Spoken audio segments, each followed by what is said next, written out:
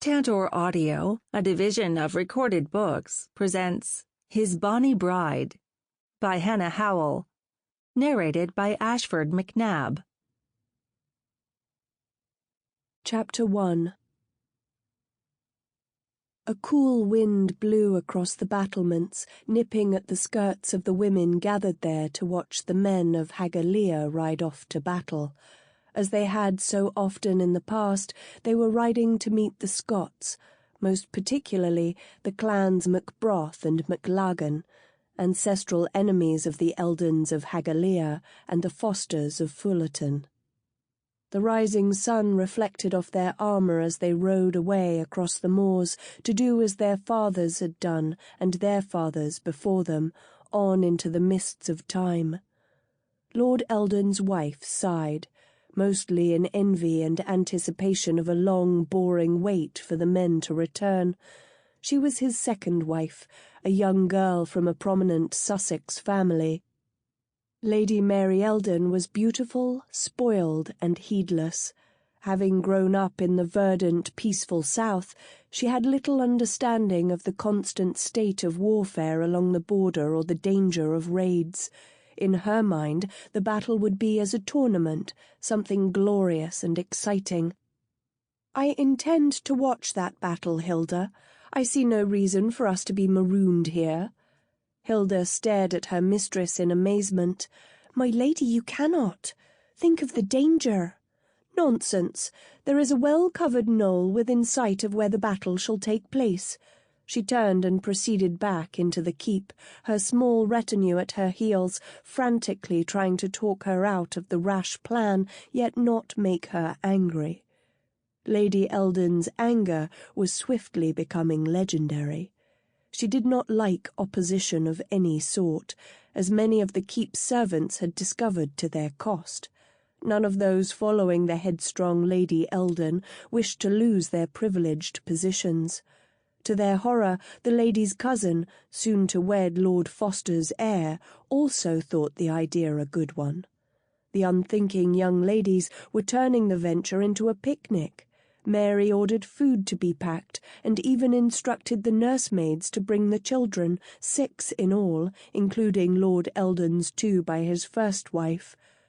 The hope that the few men left behind would stop Lady Eldon vanished quickly as servants scurried to hitch up carts and open the gates. A sizable entourage was soon heading for the knoll, overlooking the battlefield. Only the older servant women and Lord Eldon's eldest child, a daughter, remained sombre. The other women, lady and servant alike, and children, began to act as if on an outing to the fair. Little Robin Foster, a plump boy of 8 with blonde curls, tugged at Storm's braid, thinking yet again that the colour was an odd one, rather like marigolds in that it was a red that was near to orange. "Why must we stay here? Cannot we sit with the ladies, Storm?" Storm looked at the boy from her height of 2 years' seniority, her amber eyes scornful. "No, 'tis safer here. We can hide amongst the bushes if need be. This is a foolish move for my new mother to make. We should be tucked up in the castle, not frolicking within the grasp of the Scots."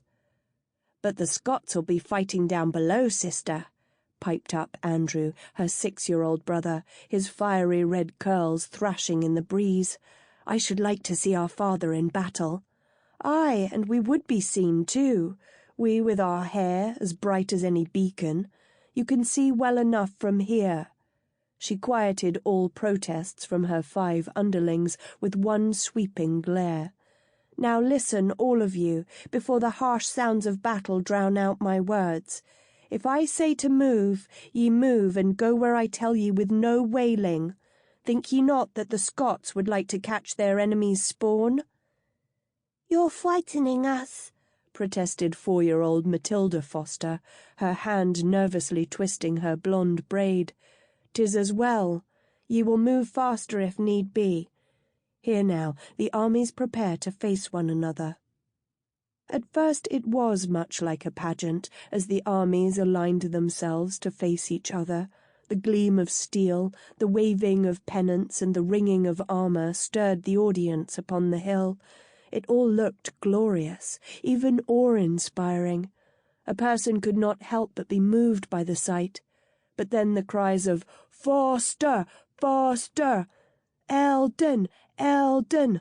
MacBroth! MacBroth!" and "A MacLagan! A MacLagan!" roared through the air.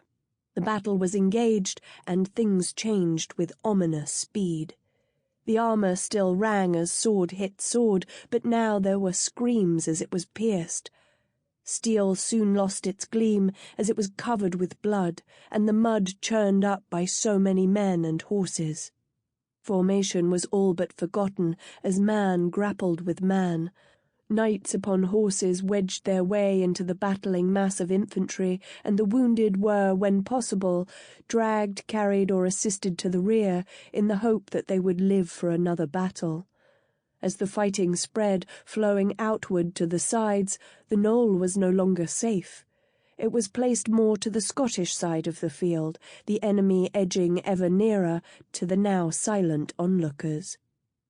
Even the more bloodthirsty of the women began to falter as the increasing heat of the day strengthened the scent of warfare, the light summer's breeze bringing along with it the smell of the fighting men's sweat and blood. The children made no complaint as storm began to edge them toward the bushes. Suddenly, matters took a dangerous turn. A group of battling men reached the base of the knoll. Within moments, a band of Scottish knights were racing toward the knoll to assist their harried kinsmen. The Fosters and the Eldons were falling back under the bludgeoning force of the Scotsmen. The women of the castle, already in a high state of tension, panicked when a cry from one of the Scottish knights indicated that they had been spotted. Screaming, they fled to their carts. A few Scots gave chase, trampling the bright blankets and scattering all the festive eating arrangements. In the confusion, Storm hustled the children off, remembering a shearer's hut and deeming it a good place to hide, unwittingly shepherding her charges closer to the enemy. The shearling was in a poor state of repair, but it remained a niche in which to hide. Storm guessed at her error when the tents of the Scots became visible, but there was no turning back, for she could hear the swift approach of armed horsemen. Pushing the children within the doorless hut, she sat before them and, putting a hand on her knife, was ready to protect the smaller ones should they be discovered. Scotsmen were soon returning from the field, passing the hut, all unknowing of the treasure it held. Storm began to think they would escape detection when suddenly a small knot of men paused before the hut so that one could sit and rest. She easily recognized the laird of the MacLagans, for he had a number of distinctive qualities, not the least of which was his silver hair and the scar that ran the length of his face in a jagged line from forehead to chin. When his blue eyes, darkened by pain, met and held hers, she felt her heart had stopped. Her mind conjured up a multitude of fates. "Well, look what we have here, lads," Colin MacLaggan drawled in a husky voice. "Look, Tavis." The young man turned to follow Colin's gaze. His eyes, the blue of a summer morning sky and so clear in his swarthy face, fixed upon the children. When the tiny girl with her brilliant hair pulled a knife from a pocket in her skirts, a smile brightened his harsh features. "Now, lass, what do you intend doing with that?" Tavis asked, his eyes dancing. "Stick ye like a pig if ye come any closer," Storm replied tersely, frowning fiercely when the other men seemed amused. "I mean it," she warned when Tavis stepped closer. "There's no need of doing that, lassie. We're nae going to harm ye," said the laird. Storm's eyes narrowed, for that rather contradicted the stories she had been told.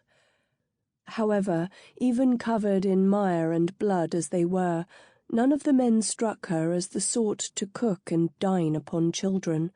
The 5 youngsters clutching and trying to hide behind her skirts were plainly not so sure. It struck none of them as strange to look to Storm for protection. She was not only the eldest, but had always been the strongest one.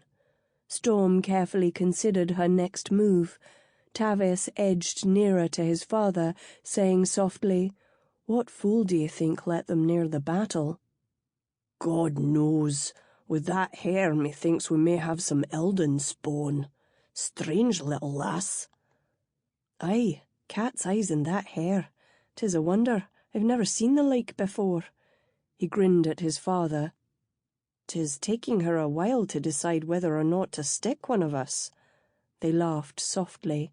"I want your oath," Storm spoke up, "your oath that ye and none of your men will harm us. Your word of honour." She watched them carefully. "Ye have it, lass," the laird said gravely. "We will just be holding ye for ransom." "Fair enough." She tucked her knife back into her skirts and then scowled at the other children. "Will ye leave go of my skirts? All your trembling is near to shaking my teeth loose." 2 men helped the laird to stand, and Tavis looked at Storm, motioning her to join them. Ushering the children ahead of her, Storm fell into step beside Tavis. When they reached the camp, the surprise of the men there was plain to see. The Foster and Eldon men captured and being held for ransom became vocally upset, needing a few minutes of rough persuasion to quiet them. The children were kept near the laird and his sons, 2 more of whom had come to his side. They were barely settled before a tent when some men came up, dragging an upset and untidy Hilda, who fell upon the children, hugging and kissing them as she wept copiously. "Enough, Hilda!" Storm escaped her clutches. "Ye will surely drown us." "How are the other ladies?" "They got away, lass. I could get none of the lot to help me look for ye." "What were ye doing so close to the battle?" Colin asked Storm as his armour was removed. "My new mother thought to watch the spectacle." Contempt was heavy in her voice. She and the Foster heir's bride-to-be and a number of servant women drove out to the knoll. 'Twas a picnic. Then when your men drew near, the silly cows fled screeching. Seems only Hilda remembered we children. "And whose children do we have? I wish to be exact in my ransom demands." "Well, my lord, ye have Storm Pipere Eldon," she said with a curtsy, "eldest child of Lord Eldon, and his heir, Andrew. These 2 are Fosters, the heirs to by his first marriage, Robin and Matilda. The brown-haired twins are my cousins, Haddon and Haig Verna. The lot are at Hagalea for the Foster heir's wedding in a fortnight." "B'God," breathed the laird, "the future of both families in one catch. That woman should be thrashed within an inch of her life. 'Tis a fair ransom we will gain from this." He turned his attention to his messenger, who would ride to Hagalea with the ransom demands. "Hilda, we children are well, but our men held there may need your nurse's touch," Storm suggested, and watched with a half-smile as Hilda forced her way to the captive knights, full of the importance of her errand, before turning to scowl at the way Ian MacLagans was tending his sire's wound. "'Tis a right poor job ye are making of that," she told the young knight. "'Tis like to kill him, not cure him." "Oh, ye can do better," Tavis drawled with a touch of sarcasm, but his eyes revealed his delight in the small girl. "By all means, make us privy to your knowledge." "I will if I can, despite your cynicism, sir." She ignored the chuckles of the men and looked around for what she required, spotted it, and ordered Andrew to go fetch it. "I won't," her brother said stubbornly. "I do not see why I should get dirty." Storm looked at this sign of rebellion in the ranks with contempt and half raised her fist. "Ye will, or your stub of a nose will be peeping out of the curls on the back of your head." Andrew went, but tried to salve his pride with a lot of grumbling concerning his sister's many faults.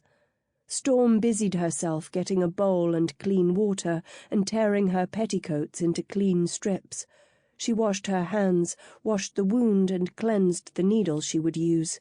When Andrew returned, she made her poultice, neatly stitched the laird's wound after dousing it with whiskey, treated it and expertly bound it, even to tying a sling for the laird's arm. The MacLagans watched with amused admiration. Not only was this child not made squeamish by the ugly wound, but she had a definite skill. As she worked, she talked to the dark, scarred Scottish laird, just as a nurse to a child, much to the amusement of him and the other men. Tavis, having recently reached the manly age of 19, was fascinated. Storm Eldon was an elfin child, small and slender. Her small, long-fingered hands held a grace far beyond her years. The thick hair speedily escaped the restraint of her braids and looked startling against a skin of alabaster hue. Her face was heart-shaped, and the wide, slanted amber eyes, set beneath tilted brown brows and heavily lashed, seemed to fill it, leaving little room for the delicately shaped nose and full mouth. He could not even begin to catalogue the many facets of her character. "How old are you, child?" he asked as she washed her hands. "I turned 10 a month past." She handed Ian the remainder of her homemade salve, instructing, "You keep the wound clean, change the dressing thrice each day, and dab a bit more of this on it until it begins to close. In about a week or 10 days you can cut the stitches. I hope Papa did not get hurt, for he likes me to tend to him. The others fuss over him too much." "There was no sign that he had been," Sholto MacLagan, the youngest of Colin's 3 sons, said. They were brought some food, for it was thought that it would take some time for the Eldons and the Fosters to gather the ransom. The 6 children sat quietly eating, unaware that the MacLagans discussed them. Hilda glanced toward them every now and then, but the captive men needed her attention more. "Do you think the lass has poisoned ye?" Sholto jested when he saw the laird touch his bandage. "Nay, I was just thinking it a job well done. Never seen such neat stitches. The lass has the touch. I have seen me a muckle lot of wee lasses in my years, but none the like o' her." "Aye," Tavis agreed. "I was thinking much the same. Hard to believe she's an English lass." Colin grinned.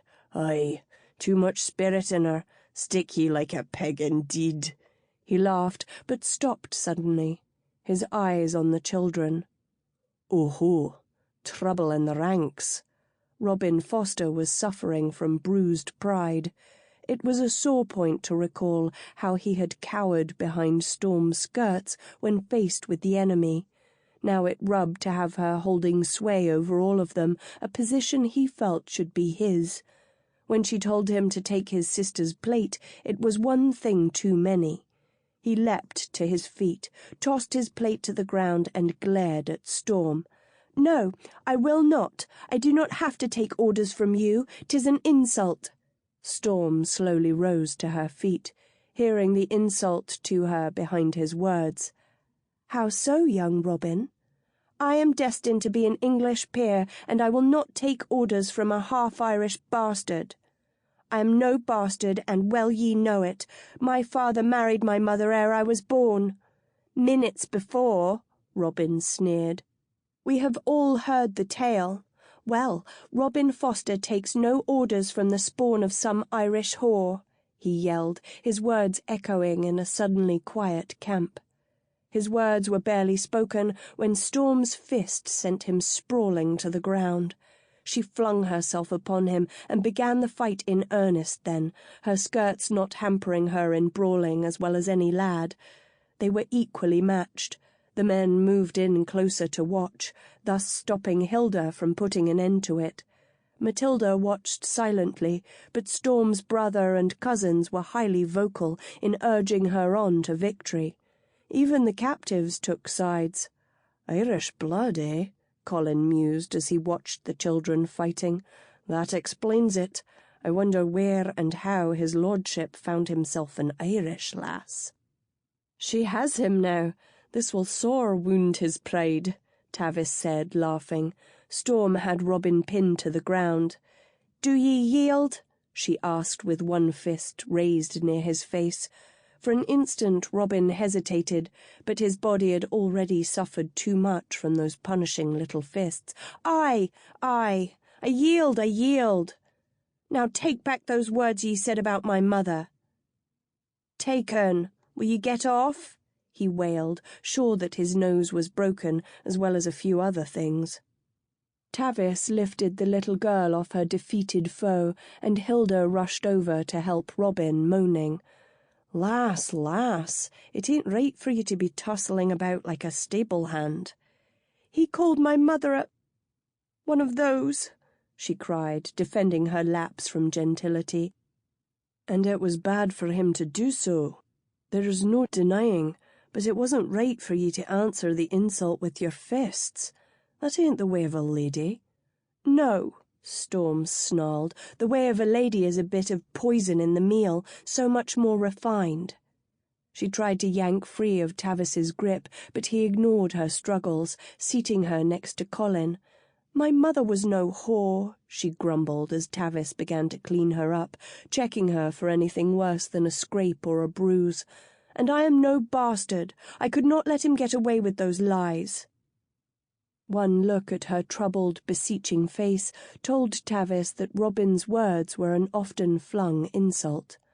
"If your parents were wed before ye were born, then ye are no bastard, and she no whore."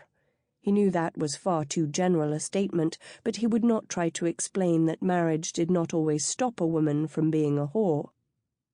"It looks like you just missed having this eye swell." She shrugged. "I've had one or two before. They were late wedding, for Papa was off to battle, but ere I saw the light of day they had taken their vows. My mamma was beautiful and a lady." "I'm sure she was," Tavis murmured as he continued to bathe her face. With that fine sense a child often has, Storm realized the man was murmuring soothing nothings. "Well," she drawled, "I cannot see what her being Irish has to do with it." Tavis paused in his ministrations, saw her dancing gaze and grew wary. "Quite right. After all," she looked at him, appearing quite innocent save for the twinkle in her unusual eyes. "She could have been Scottish." She met his disgusted look with a peal of laughter so light, carefree and lovely to the ear that many a mouth smiled in response to it. Unravelling what remained of her braids so that he could free her hair of twigs and leaves, Tavis grinned at her. "You are a wretched wee lass that ought to have been beaten thrice a day." "'Tis what Papa says, yet he never does it." She eyed him as he combed his fingers through her hair, ridding it of foreign clutter, and began to adeptly rebraid her hair. "'Tis a skill ye have for that. Do ye have a wife, then?" Tavis shook his head, and she looked at Colin with a grin. "Frisky, is he?" "Set still." Tavis gently yanked on her hair, and his family laughed. "Why the name Storm?" "'Twas the weather the night I was born. They had expected a son, so had no girl's name chosen. So, too, did my mamma believe that as I was born midday on the summer's solstice, in the midst of thunder, lightning, wind, and rain, that my character, perhaps even my life, would be stormy. So 'twas a fitting name. I fear I have too oft proven her right." She looked down at her dirty, tattered dress and sighed. "'Tis plain for all to see that I have been in a tussle. Papa will be angry." "I think your papa will note little save that his bairns are well and whole," Tavis predicted. Chapter 2. The Great Hall at Hagalia was the scene of hectic activity as the highest-ranking men of the Eldon and Foster households gathered in various states of health. The squires saw to the care of the armour, and the weary men relaxed in their shirts and breeches. Conversation centred around what had gone wrong in the battle. "Leave it be," Lord Eldon snapped at the young maidservant, who had started to see to his small wounds. "Find my daughter. Storm has the touch I need, and where the hell is my wife? Find her." When the young girl fled to do as he commanded, Lord Eldon turned his brown eyes upon Lord Foster. "Did they catch many of our men? A heavy ransom would be unwelcome at this time." "Not many, and few of any standing." Lord Foster ran a grimy hand through his blonde hair. "We may have lost the battle, Eldon, but our loss of men was not as high as I had feared," he said half-heartedly, and the talk turned to trying to recall exactly who had fallen that day. "What mean you her ladyship cannot come?" bellowed Lord Eldon, when the maid returned with no one. "Where is my daughter, then, or Robin? He e'er rushes to his father when the man returns." "I cannot find them, my lord. The ladies are abed and looking pale, I as are their maids. I cannot find Hilda, nay, nor none of the wee ones. They weren't any of the places they oft go." "Get her ladyship and Lord Foster's fiancé down here, wench, if you have to drag them. Now." Lord Eldon snarled and watched the girl race off before turning to Lord Foster. "I cannot like it, not at all." He liked it even less when the ladies arrived. They looked ill and terrified, their personal servants huddled near them, acting as if they were headed to the gallows.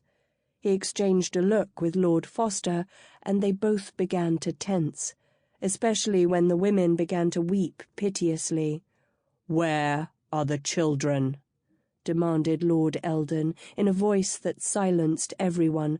"Cease that damnable caterwauling and answer me."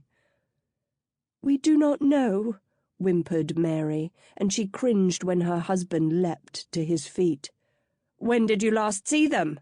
Lord Foster barked as he moved to tower over the women. "On the knoll near the battle." The dark looks growing on the men's begrimed faces caused Mary to cringe and begin to babble. "We just wished to watch the battle. All was well until suddenly the Scots were coming from all sides. We fled for our lives, but once safe, Hilda and the children were gone." Her words ended on a scream as her husband's opened hand connected with her cheek, snapped her head back and sent her sprawling into the other women. "There was nothing we could do," she wept as she shielded herself behind the others. "Sweet Mother of God, nothing you could do," he bellowed.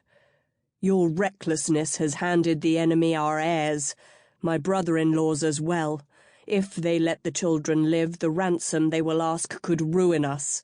You managed to save your own precious neck, though, did you not?" "It all happened so quickly."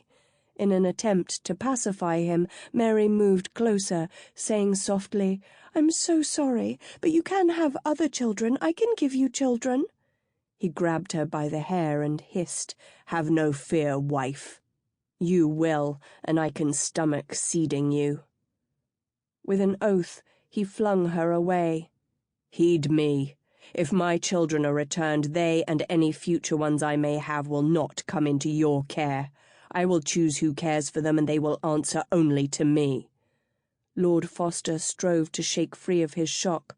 "Are you sure Hilda is with them?" "We think so, my lord," replied one of the maids. "Mistress Storm kept the wee ones to the back near the shrubs, and they were gone when the heathens stormed the knoll. Hilda was with us, but when she saw that the children were not, she was like a mad woman. She leapt from the cart whilst it was moving and disappeared." The girl began to weep quietly. "Lord, it looked as if she ran straight into the enemy." "Begone!" roared Lord Eldon, sending the errant ladies scurrying for their quarters. "My God," he groaned as he sat down, "how could I have wed such a woman? If she were not so incapable of thought, I would wonder if this action was planned to rid her of the obstacles twixt my estate and any children she and I may have. I hope old Hilda comes to no harm." Nodding, Lord Foster sat down next to him. "If she and Storm are with the babes, they will not be so afraid." A smile suddenly broke out on his face. Now I wonder what the Scots make of Storm." A laugh, weak but true, broke from Lord Eldon. "Sweet Jesus, she no doubt told them in great detail the many ways she would alter their anatomy." A sadness came and went in his eyes. Sample complete. Ready to continue?